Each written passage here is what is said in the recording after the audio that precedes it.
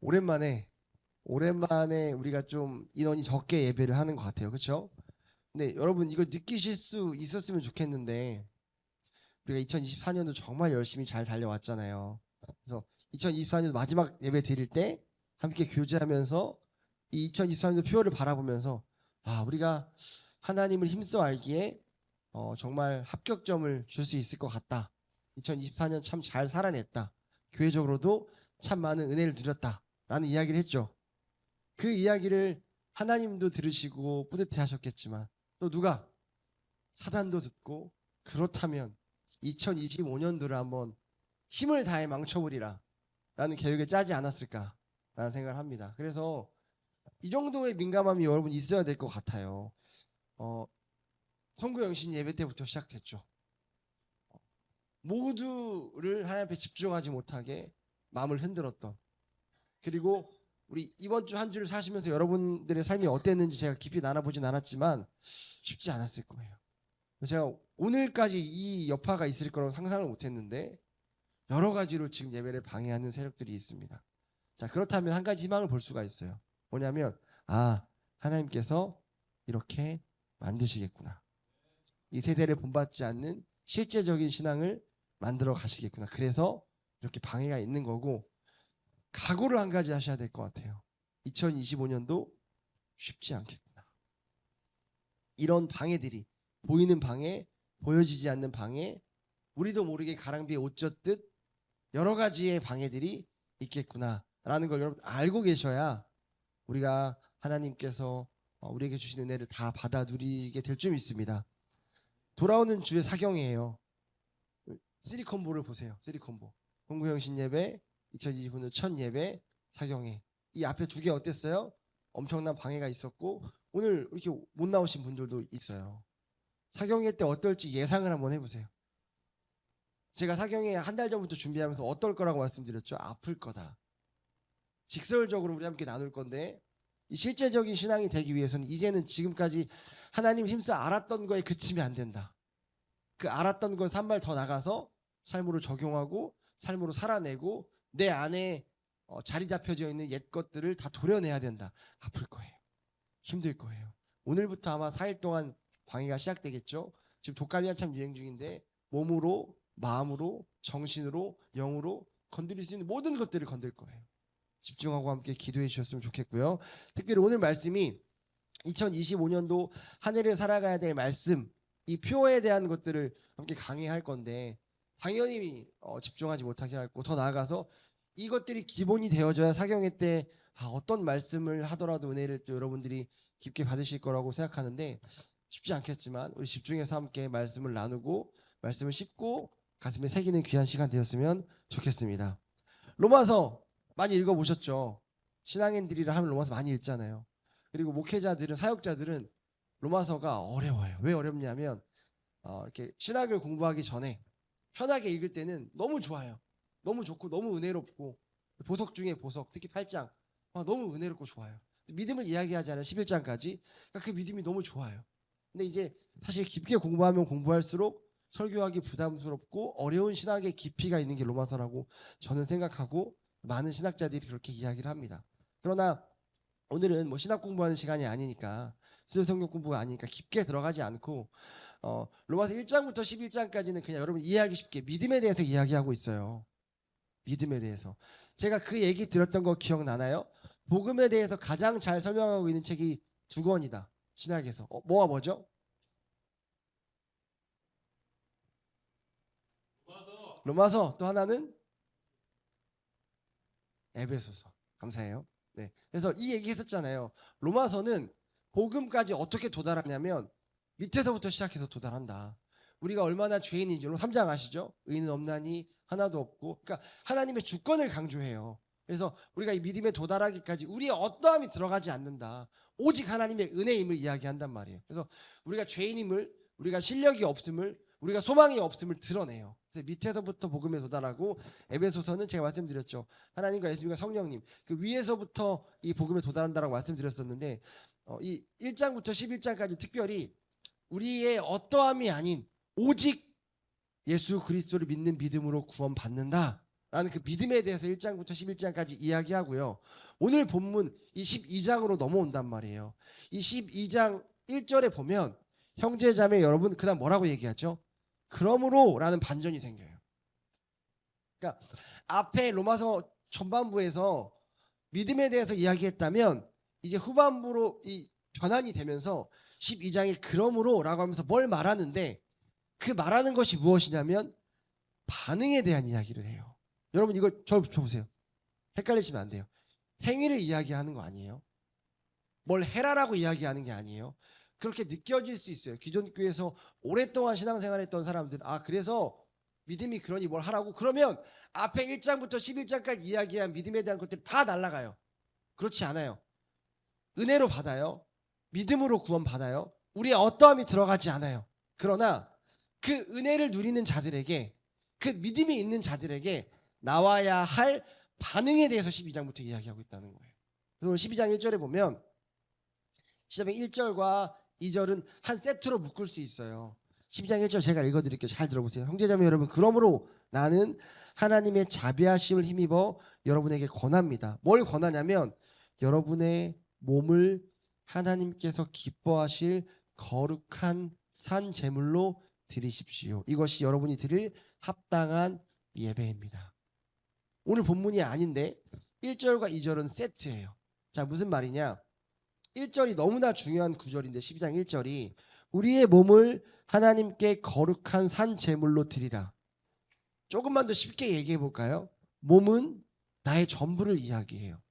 그러니까 이거는 삶의 예배에 대한 부분이거든요. 무슨 말이냐면 나의 전부를 하나님께 드리라라는 이야기.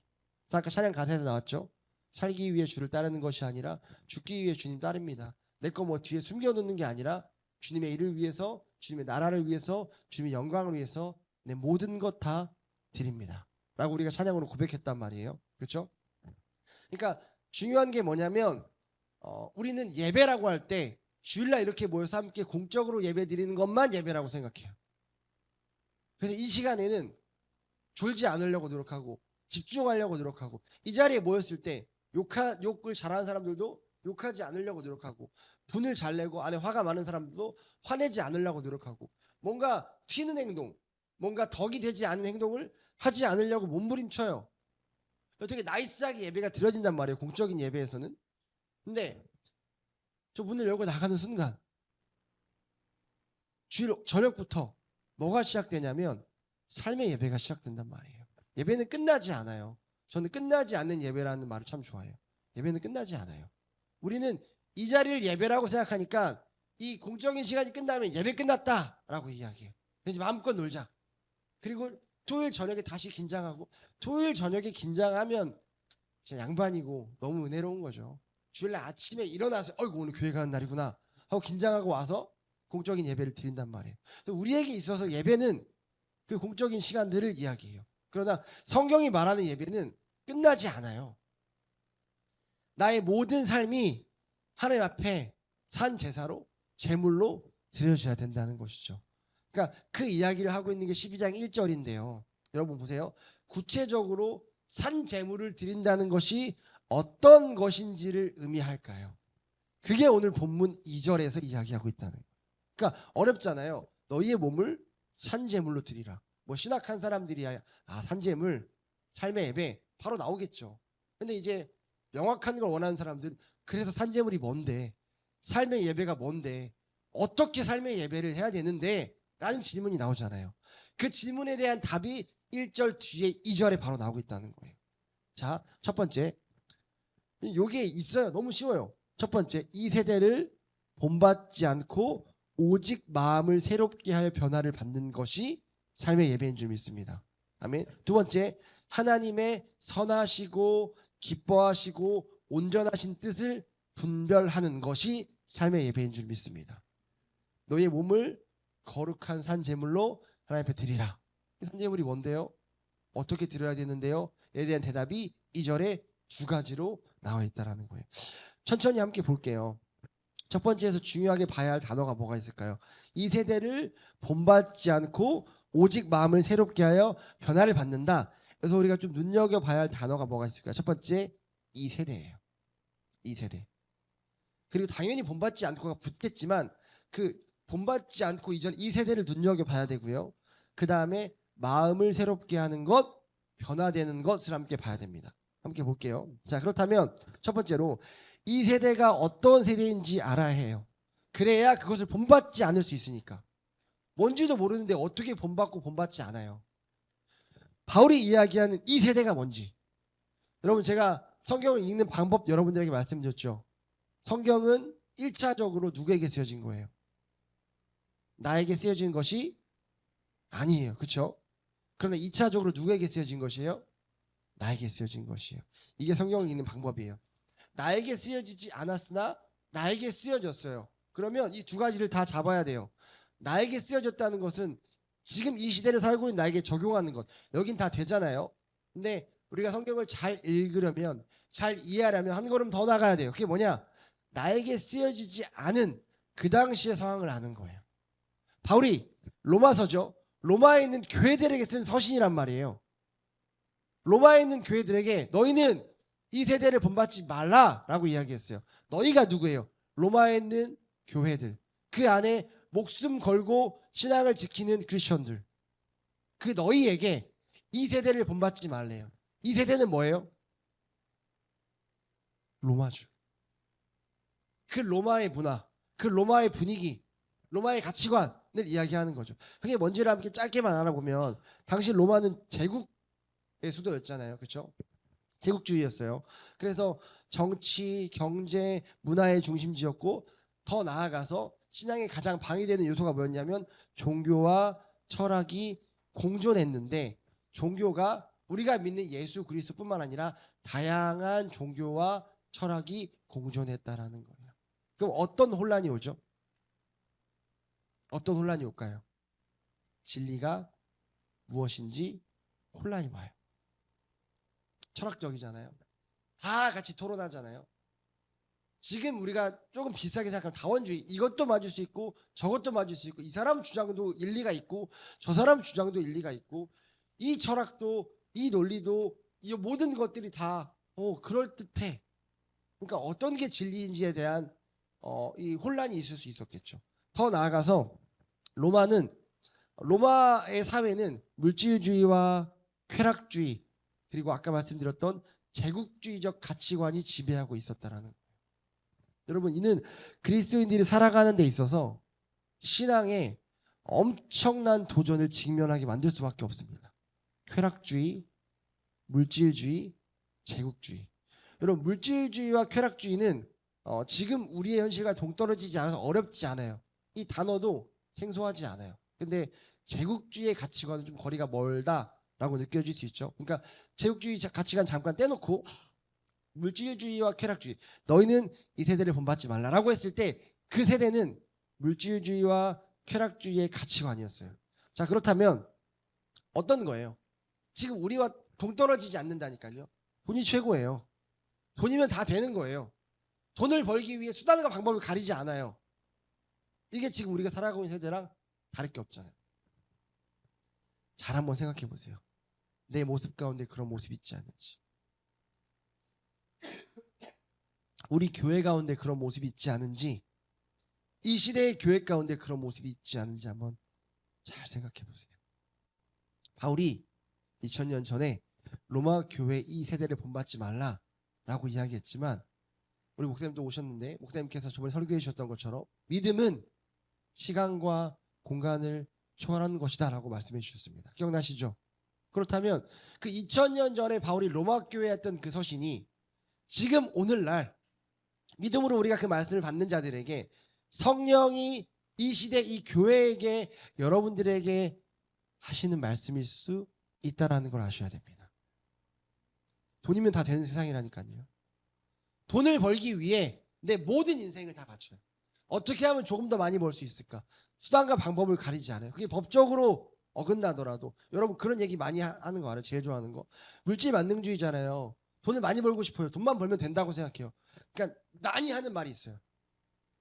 그 선을 잘 타야 된다. 어떤 선이냐면 이 법에 딱 어긋나지 않는 그 딱 선. 그러니까 이게 불법이야 아니면 합법이야. 이게 아리송해. 근데 딱 겨우겨우 불법에 안 걸리면서 이게 또 합법이라고 하기엔 좀 그렇고 그래야 돈 번다고 이야기해요. 착하게 인섭 전사님이 자주 얘기하는 거 있죠. 착하게 살면 돈 못 번다. 지금 이 시대는 많은 크리스천들이 그런 오해를 가지고 있어요. 착하게 성실하게 돈 잘 벌어야겠다. 물론 하나님께서 주시는 거니까 물질은 달란트라고 저는 이야기하니까 주시기도 하지만 진짜 돈을 많이 벌려면 세상 사람들이 누가 착하게 선하게 정직하게 속이지 않고 돈을 많이 법니까? 그 적정선이 있어요. 불법에 걸리지 않는. 그러나 이게 합법인가? 괜찮나? 양심을 찌르는.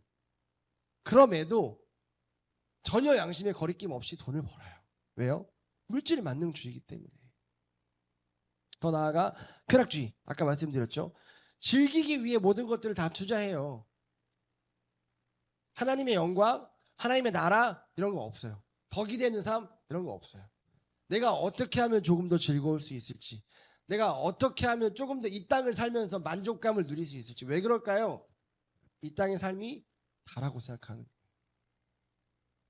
잘 한번 생각해 보세요. 이 땅의 삶이 다가 아니고 우린 나그네 삶을 살며 여기는 잠깐 거쳐가는 삶이고 우리의 본향이 있다, 우리가 가야 할 곳이 있다라고 생각하는 사람이 어떻게 이 땅에서 쾌락을 추구하면서 살아갈 수 있겠습니까?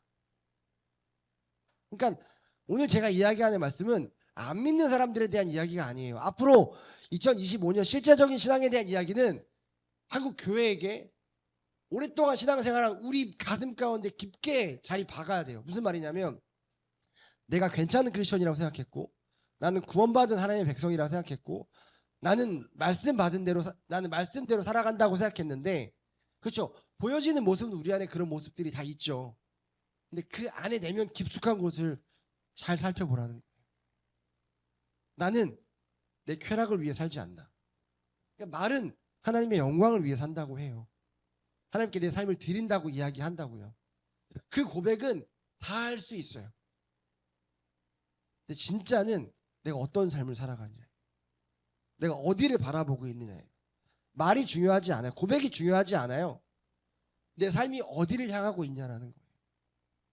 하나님의 나라와 하나님의 영광을 위해 이 땅은 잠깐 거쳐가는 곳이고 그에 대한 목적, 우리 교회에서 계속 이야기하잖아요. 하나님을 알아가는 것. 이게 초점이 맞춰져 있는지, 아니면 내가 마른 천국이 있다라고 이야기하고 내가 마른 갈 곳이 있다라고 얘기하지만 내 삶을 보면 마치 이 땅의 삶이 다인 것처럼, 그 뒤에 삶이 없는 것처럼 어떻게 하면 이 땅에서 더 누리고 더 기분 좋게 쾌락을 즐길 수 있을지에 대한 그것들을 쫓고 있는 삶을 살고 있는지를 여러분 분명하게 마음속을 잘 감찰하여 보셔야 될 줄 믿습니다. 여러분 사실 제국주의도요, 국가적으로 보면 그렇지 않지만 우리나라가 뭐 제국주의 국가는 아니니까 이게 좀 동떨어진 것처럼 보이지만요, 그렇게 보지 마시고 개인적으로 한번 보세요. 죄된 우리의 모습을 깊이 보시라고요. 개인적으로 보면 무한 경쟁 사회에서 모든 경쟁자들을 어떠한 수단과 방법을 가리지 않고 찍어 누르고 가장 높은 곳으로 올라가려고 하는 우리와 동떨어진 이야기가 아니에요. 제국주의는 인간의 이기적인 본성을 반영한 체제이기 때문에 나는 제국주의랑 상관없어라고 이야기할 수가 없는, 우리가 살아가고 있는 대한민국 국가는 좀 동떨어질 수 있으나 내 안에 있는 죄성은 제국주의랑 크게 다르지 않다라는 거예요.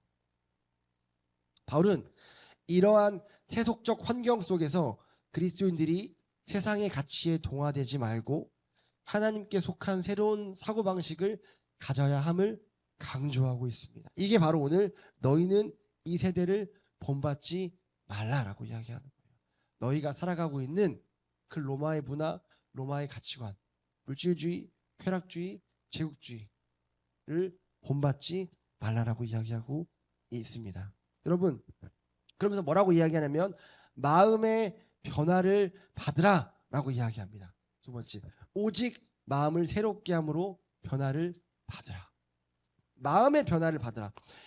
우리 이 정도 수준 되는지 한번 찾아볼게요. 마음의 변화를 받으라를 바꿔서 얘기하면 같은 건데 어떤 단어로 바꿀 수 있을까요? 마음의 변화를 받으라. 이것도 아까 얘기했던 것처럼 슈퍼 정답을 얘기하면 이건 어디다 갖다 끼워도 다 맞아요. 오케이, 맞아, 답이긴 해요. 거듭남. 근데 마음의 변화를 받으라. 그러니까 뭐를 받으라랑 같아요. 아멘. 맞습니다. 성령 받으라. 베드로가 3,000명 앞에서 설교하고 그들이 회개하잖아요. 베드로가 뭐라고 얘기하죠? 성령을 받으라 라고 이야기해요. 이게 왜 그런지 여기까지 맞추면 100점. 왜 성령을 받는 것과 마음의 변화를 받는 것이 같을까요? 성령 받으면 많이 바뀌니까. 아멘.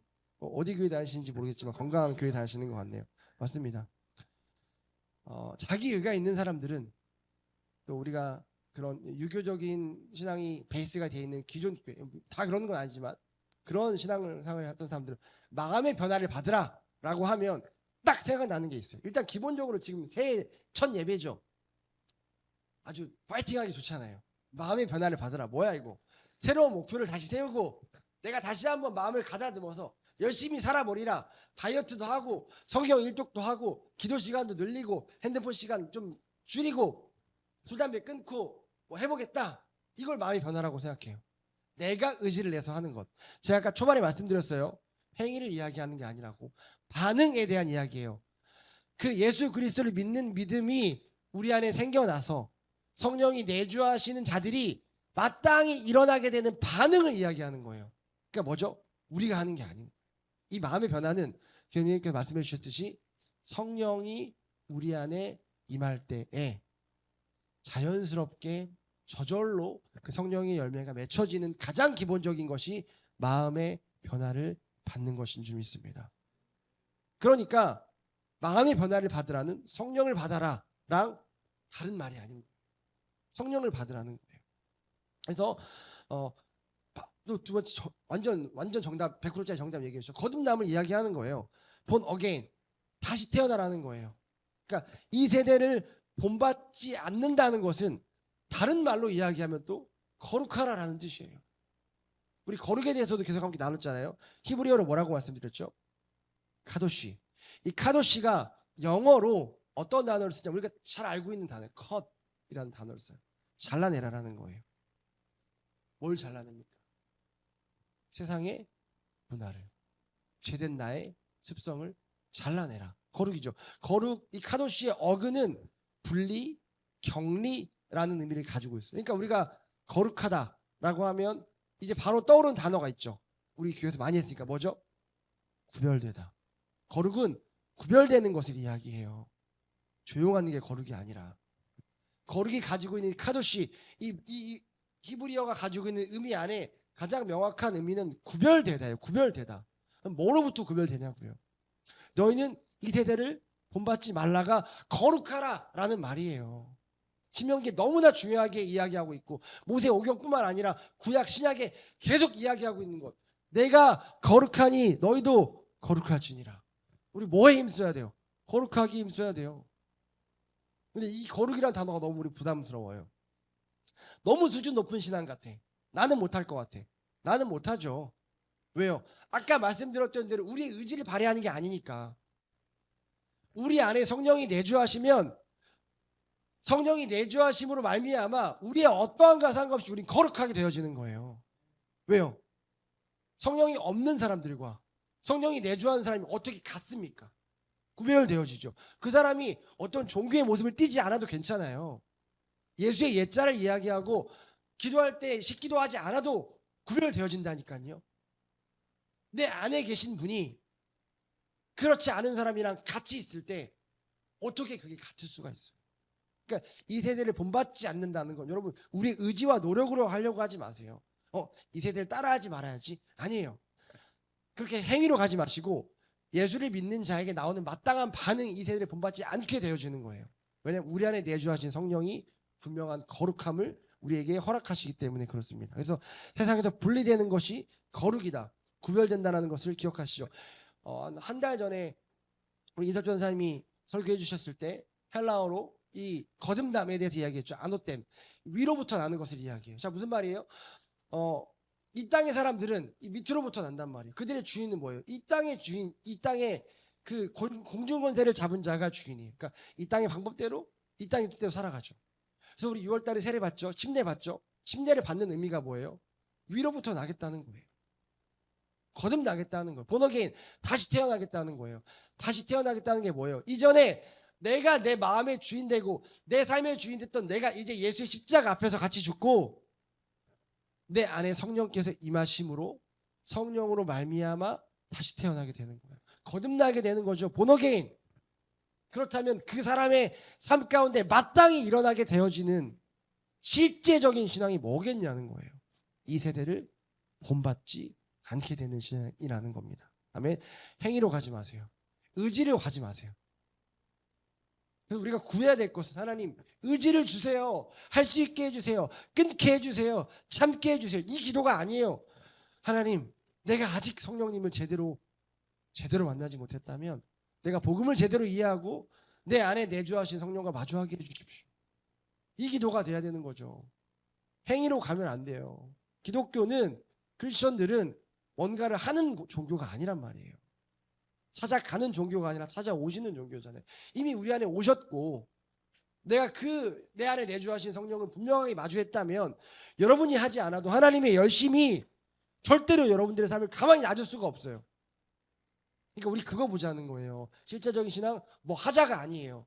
내가 지금까지 혹시라도 나를 속고 있었다면 건강한 교회 출석한다고 해서 모태신앙이라고 해서 20-30년 내가 교회 다녔다고 해서 봉사했다고 해서 실제적이지 않았던 나의 신앙, 여전히 하나님과 상관없었던 나의 신앙을 발견하는 자리를 갖자는 거. 수치스러운 일이 아니에요. 창피한 일이 아니에요. 그게 은혜예요. 왜냐하면 발견하는 순간부터 어떻게 해요? 다시 거듭나게 되는 은혜를 입을 수 있잖아요. 발견 못하는 게 더 재앙이라니까요. 교회 열심히 다니면서 구원받은 줄 알아요. 착각해요. 성경은 분명히 교회 안에 진짜와 가짜가 섞여 있다고 얘기하는데 전혀 귀 쪽으로 듣지 않아요. 그리고 난 진짜라고 생각해요. 그러다가 이 땅의 삶이 끝났을 때 하나님 앞에 갔을 때 내가 너를 알지 못한다. 이거 어떻게 할 거예요? 그때 어떻게 할 거예요? 그때는 돌이킬 수가 없는데. 그러니까 이 땅에서 기회가 있을 때 알아야죠. 내가 가짜였음을. 내가 아직 하나님과 상관없는 삶을 살고 있음을. 내가 여전히 이 세대를 본받고 있음을. 그러면 심각성이 생기겠죠. 그리고 우리가 같이 눈물로 기도하는 거예요. 아까 부흥의 세대 우리가 울며 같이 기도합니다. 무슨 기도를 할 거예요? 하나님 긍휼히 여겨주십시오. 제가 아직 하나님을 알지 못합니다.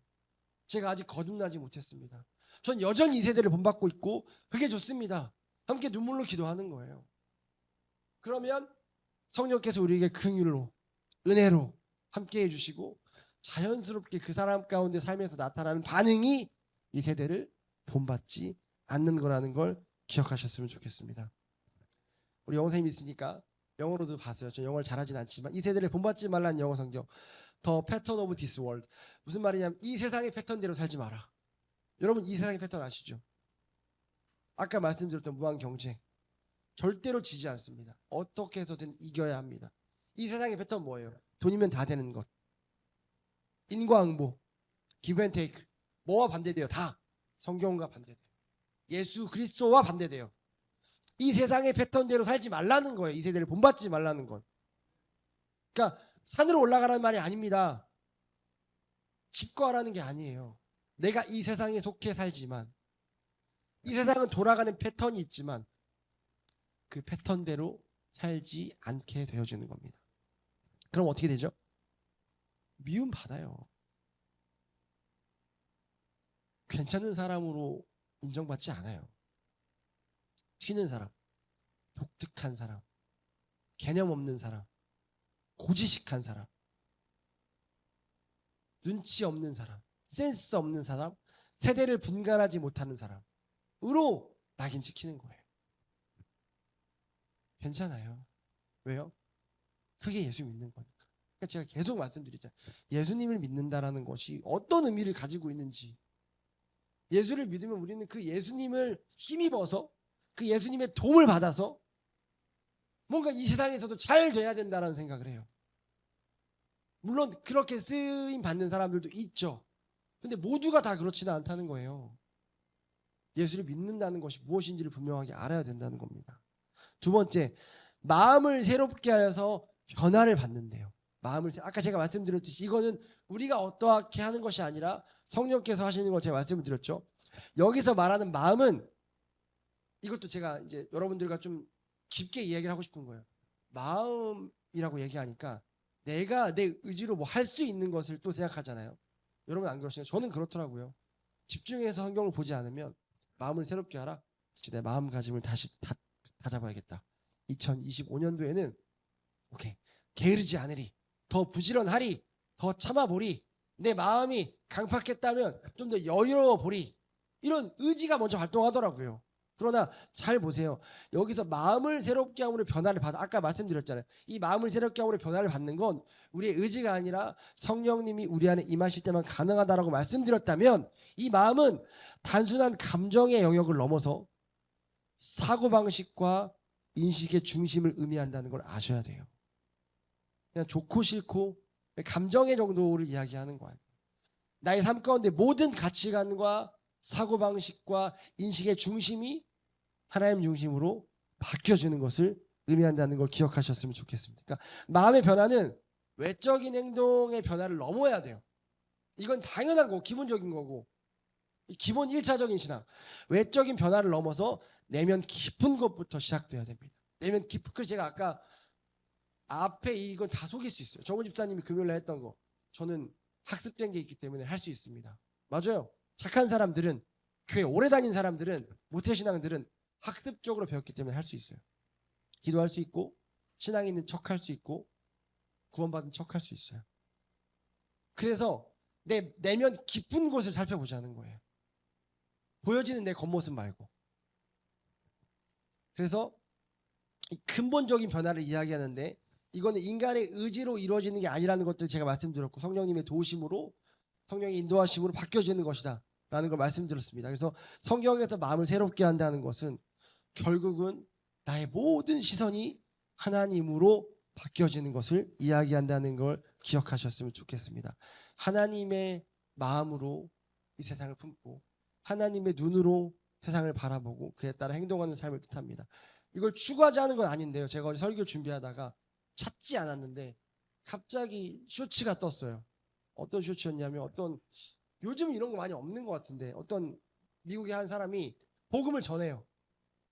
기분 나쁘다고 재수없다고 뺨을 때려요, 누가 옆에서. 근데 맞고도, 그 마치 약간 드라마 영화에 나오는 것처럼 옛날 크리스천들이 그랬던 것처럼 맞고도 난 당신을 용서했다, 예수 믿으셔야 됩니다, 이렇게 막 계속 이야기하더라고요.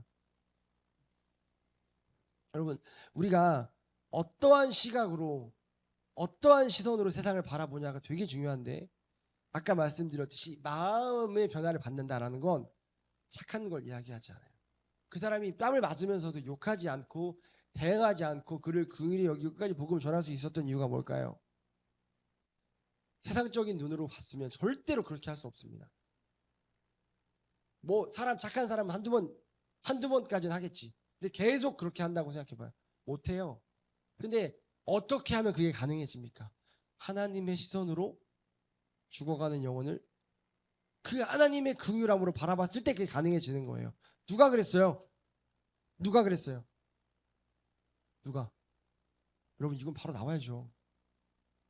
예수님이 그러셨죠. 십자가에서 나를 달고 때려 죽이는 사람들에게, 주님, 저들이 지금 어떤 죄를 짓고 있는지 모릅니다, 저들의 죄를 저들에게 돌리지 마십시오, 용서해 주십시오. 또 누가 그랬어요? 스데반 집사님이 자기를 돌 맞아 죽여가는 사람들에게, 그들에게 그 죄를 돌리지 않았어요. 예수님과 같이 저들이 지금 무슨 짓을 하고 있는지 모릅니다. 아까 그 미국의 그 영상도 마찬가지지 않을까요? 뺨 맞으면서 어떤 생각했겠어요? 저 사람이 지금 왜 저렇게 하는지 모릅니다, 주님 긍휼히 여겨주십시오, 저에게 저 죄를 돌리지 마시고 하나님, 저에게 하나님을 알 수 있는 은혜를 허락하여 주십시오. 이게 어떻게 가능하냐고. 하나님의 시각으로 그 영혼을 바라봤기 때문에 그래요. 그러니까 자 보세요. 어떨 때 탈이 나냐면, 우리 안에서 안 맞을 때 있죠. 화가 날 때 있죠. 그리고 뭐 이거 가정에서도 그렇고 교회에서도 그렇고 사회에서도 그래요.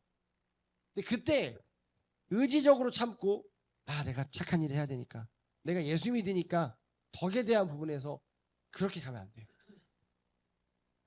내 마음 깊숙한 곳부터 변화가 일어나야 돼요. 그 변화는 하나님의 시선으로 세상을 바라보고 하나님의 시선으로 영혼을 바라보고 하나님의 시선으로 내 삶을 바라보는 거예요. 이래서 환경과 상황이 우리 마음을 흔들 수 없다는 얘기, 이 이야기예요.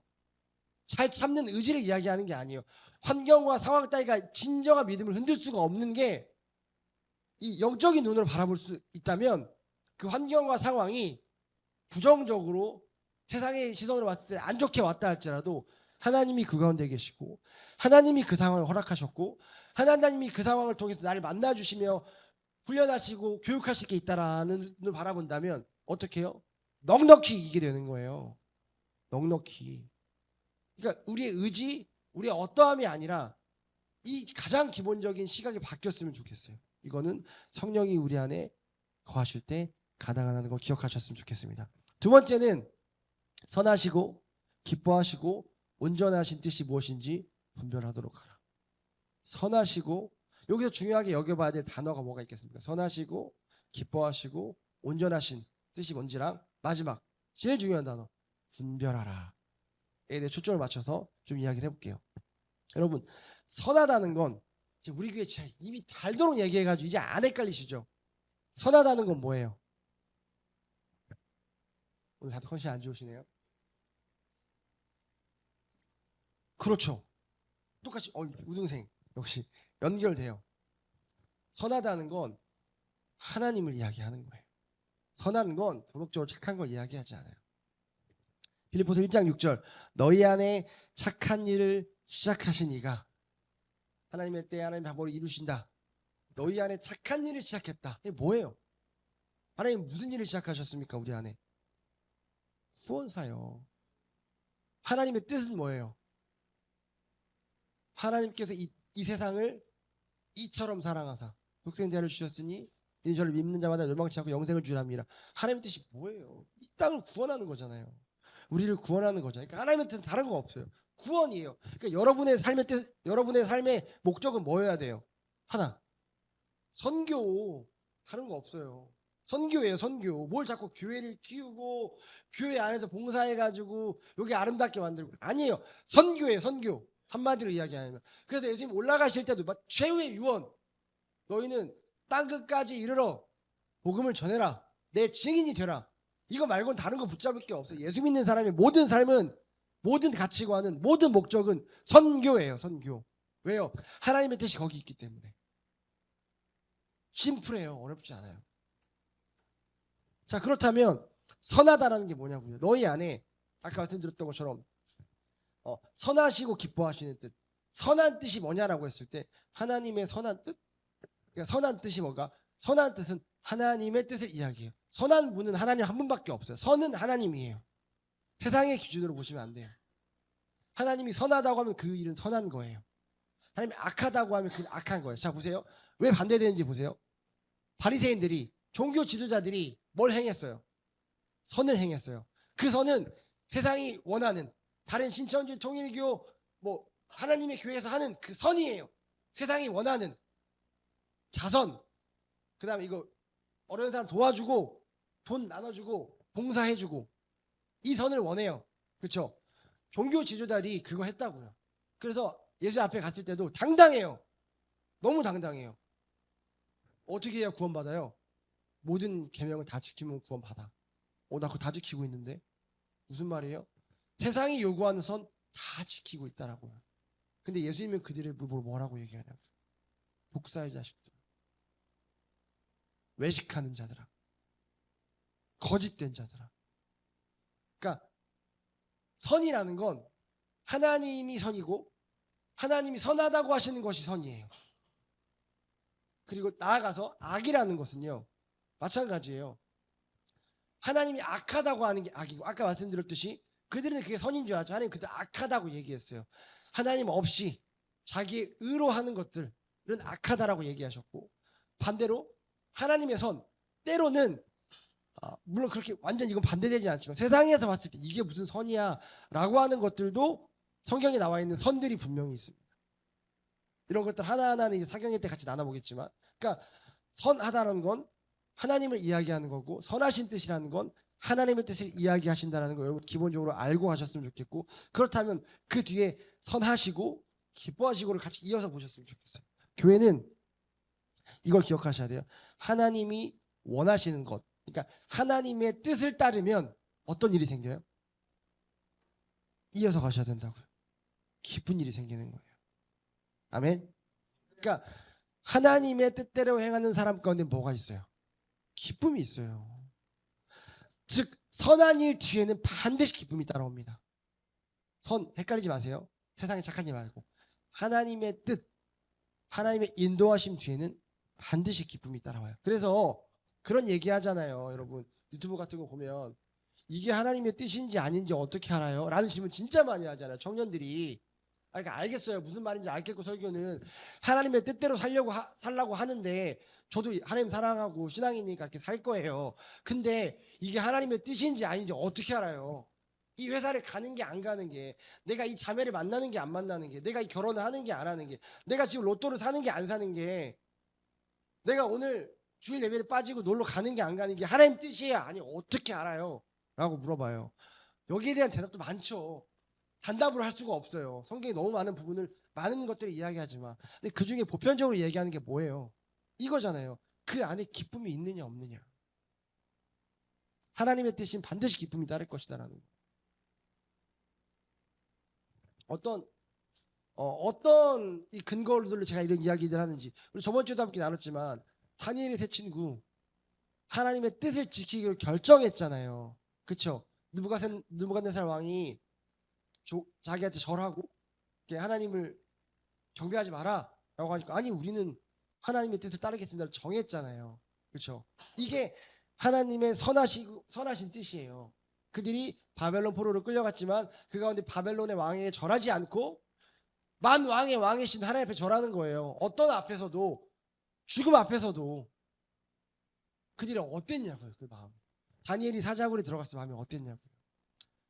그리 아니하실지라도 내가 하나님 찬양합니다 라는 고백은 어디서 나올 수 있습니까? 그 안에 확실한 믿음과 확실한 신뢰와 그 하나님의 은혜를 누린 자들에게 기쁨이 있었다라는 거예요. 여러분 바울과 실라는 하나님을 어디서 찬양했어요? 감옥에서 찬양해요. 빌립보서 별명이 뭐죠? 기쁨의 서신. 빌립보서 옥중 서신이에요. 물론 가택연금이지만 바울이 옥중에서 썼던 서신이 빌립보서라고요. 기쁨의 서신. 초대교회 많은 성도들이, 전부라고는 할 수 없겠어요, 많은 성도들이 순교하면서까지 어떻게 해요? 기쁨을 누렸어요. 이게 전혀 이해가 안 되죠. 그 기쁨 또한, 왜냐하면 우리가 말하는 그 세상에서 상상하는 그 기쁨이 아니기 때문에 그래요. 차 샀을 때, 아시죠? 집 샀을 때, 로또 당첨됐을 때, 맛있는 음식 먹었을 때, 어디 좋은 데 놀러 갔을 때, 그 기쁨이 아니에요. 그 카타르시스가 잠깐 느껴진 그 기쁨을 성경은 이야기하지 않습니다. 세상이 줄 수 없는 기쁨, 세상이 따라할 수도 없는 기쁨, 어떤 단어로도 형용할 수 없는 기쁨. 여러분 이 기쁨이 여러분들 안에 있으시냐는 거예요. 이 기쁨이 있으니까 순교하는 거예요. 이 기쁨이 있으니까 내 삶을 전부 드려도 아깝지 않은 거예요. 이 기쁨이 있으니까 하나님이면 되는 거예요. 주님 한 분만으로 나는 만족해가 어떻게 되냐고요. 사람이, 어떤 사람이 주님 한 분만으로 만족해요? 이 기쁨이 있으니까 만족하는 거예요. 이 기쁨이 다른 기쁨이랑 비교가 안 돼서 다른 어떤 걸로 얻는 기쁨이 이 기쁨을 대신해 줄 수가 없어요. 그러니까 가능한 거예요. 그게 이 신앙이 우리에게 있냐는 거죠. 이 믿음이, 이 고백의 경험이 우리에게 있는지를 한번 봐야 돼요. 많은 순교자들이 기쁨으로 죽어갔어요. 고난과 핍박과 시련과 역경 속에서 기쁨을 누렸어요. 역설이죠. 모순이에요. 그러나 이게 기독교입니다. 그래서 고난이 유익인 거예요. 쉽지 않죠. 아멘하기. 네. 네, 이렇게 하나님 만들어 가실 줄 믿습니다. 2025년도에 지금 쉽지 않았던 고백들이 한 해가 지나고 났을 때 진짜 아멘이 우렁차게 나오는 그런 교회를 하나님께서 만들어 가실 걸 믿습니다. 제 이야기인 것 같아서 한 번 더 말씀의 근거를 들어드리면 고린도후서 6장 10절, 근심하는 자 같으나 항상 기뻐하고. 무슨 말이에요? 그러니까 아까 말했던 그 세상의 기쁨이 아니에요. 세상에 봤을 땐 진짜 고생한다, 아휴 인생이 근심하는 자 같아요, 저 사람은 어떻게 사냐. 근데 찌는 그렇지 않죠. 그 안에 기쁨이 있죠.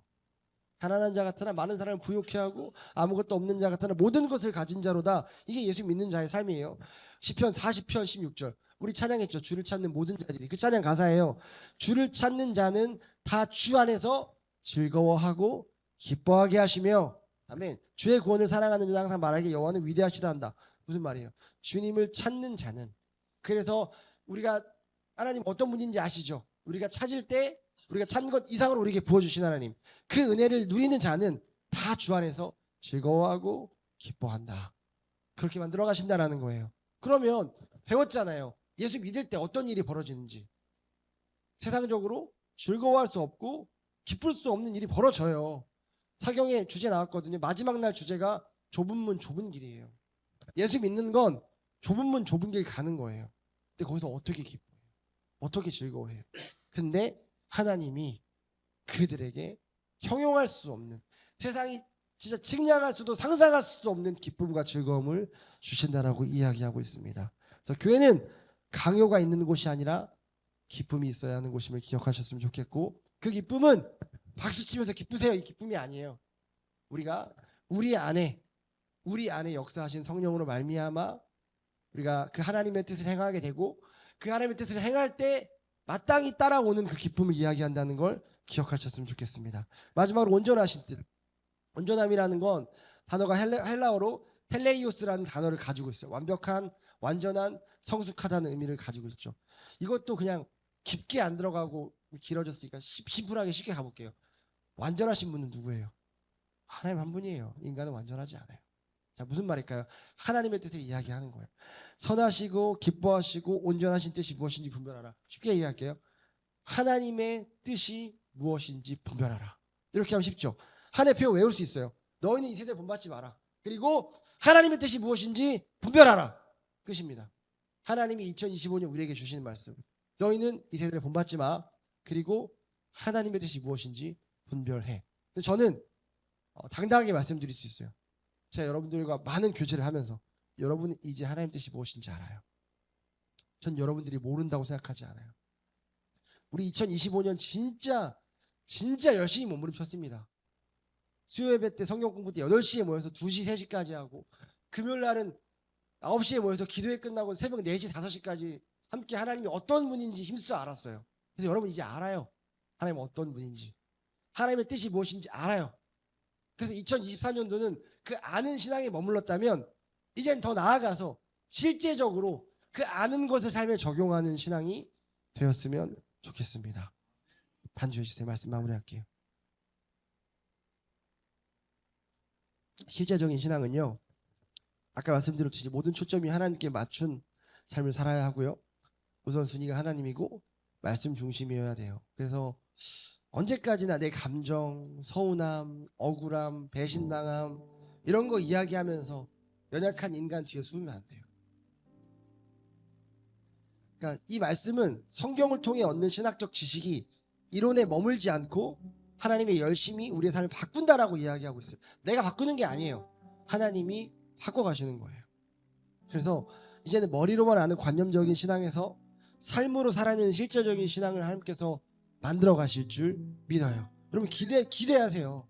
2025년도 한 해가 지나고 연말에 우리가 얼마큼 성숙해져 있고 얼마큼 성장해져 있으며 얼마큼 많이 변화되어져 있을까. 그렇게 고집스럽고 그렇게 바뀌지 않았던 나의 삶을 하나님께서 어떻게 바꿔놓으실까. 여러분 본 적 있어요? 우리 금요일날 이렇게 늦게까지 함께 이야기하고 저는 집에 가면서 기도하는데 보이던데요, 하나님이 바꿔가고 계시는 걸. 저만 느꼈나요? 당사자는 알걸요. 내가 이만큼 변했다는 걸. 하나님이 그렇게 만들어 가실 거예요. 기대하세요. 진짜 기대하세요.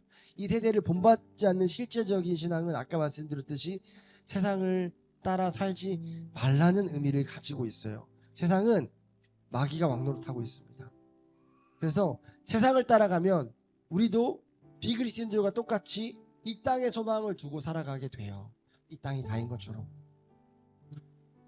여러분 사단은요 이 세상 사람들을 노리지 않잖아요. 왜요?